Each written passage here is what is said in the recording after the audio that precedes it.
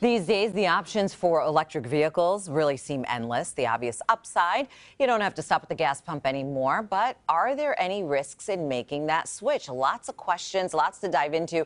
For some tips on all things EV, we're joined by General Motors Director for EV Ecosystems, Derek Sequeira. Thank you so much for being here with us this morning. Thanks for having me again. So first of all, what is the first thing that you tell someone when they're considering making the switch to an EV? Yeah, well, the very first thing I say is it's not that big of a jump. Getting into an electric vehicle is a little bit of a mind shift, but overall, it's a much better experience for you while driving.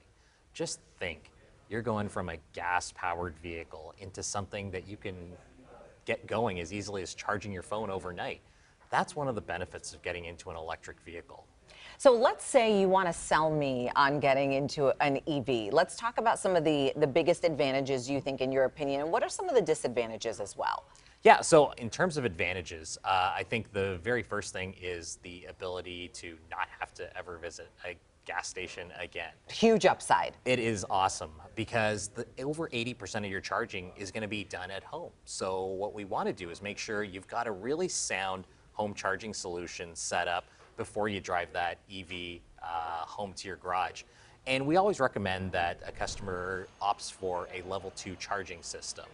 Those are easy to get, simple to install. We've got preferred installers to help you through the journey, but that will make your EV experience seamless. Yeah, so interesting. You mentioned the charger. That's the first thing I feel like people talk about. Talk to us a little bit about the charger. Do you actually need to have one in your home, or basically get your home or your garage equipped or re-equipped to be able to have that? Yeah, 100%. That's what we recommend, because you will not get that great experience unless you're charging at home. Now, what we want to do is allow you to spend enough time to understand what your charging situation needs to be. How long is your commute going to be in the morning? The average American is about 40 miles. So you don't necessarily need the fastest chargers out there, but you want to get something like an 11.5 kilowatt charger that'll cover you in most situations, depending on the size of your vehicle, big to small. So basically, whether we're talking about standard city driving compared to a longer trip, you have different levels in terms of when you're talking about charging systems. Absolutely. At home, you're going to do level 2 charging. When you're out on longer road trips, you're going to be into DC fast charging. And that isn't scary either. I know we hear a lot of myths that, oh no, there aren't a lot of chargers out there in the wild. Well, there actually are. And what we want to do is make sure it's super easy for you to navigate to those chargers, whether it's in your infotainment unit or in your My Chevrolet or My Cadillac app. We've got access to over 170,000 plugs across the United States and Canada that you can seamlessly navigate to. And what about if you live in an urban area where you don't have a garage? I'm sure you hear about this all the time, right? What do you do then? How does that even factor in? That is probably the toughest nut to crack as we look to EV adoption. But there are options out there. So there's workplace charging, working with your employer to make sure that you've got great charging solutions. But moving back to the public charging piece, I talked about the 170,000 chargers available to you, but we're also helping in expanding those networks through different partnerships, such as what we're doing with EVgo and Pilot Flying J, to build a coast-to-coast network that'll allow you to have that comfort to get from Chicago to Detroit and not have to worry about charging. And so the obvious question too, when I need to get my car fixed, obviously I'm going to take it back to the dealership, I'm going to go to a mechanic. What other factors do you have to consider if you have an EV in terms of when you need service? So that's one of the beauties of EVs. There is a lot less service needed.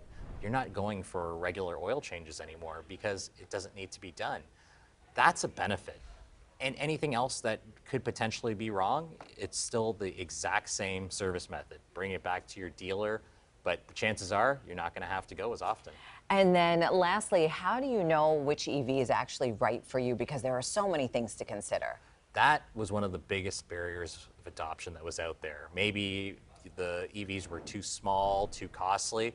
Well, now we've got a great portfolio of EVs, starting with the Chevrolet Equinox for your small EVs, all the way up to something like the Silverado. Plus, you've got all sorts of different ranges We're going from about 300 miles to up to 440 miles, which will give you the comfort that you need to get you over that range anxiety as well. I mean, the technology is fascinating, and also the terminology. I mean, so many catchphrases and words. What do you need to acquaint yourself with? What do you need to know to kind of be a little bit more well versed in the technology speak? Absolutely. It's all about immersion.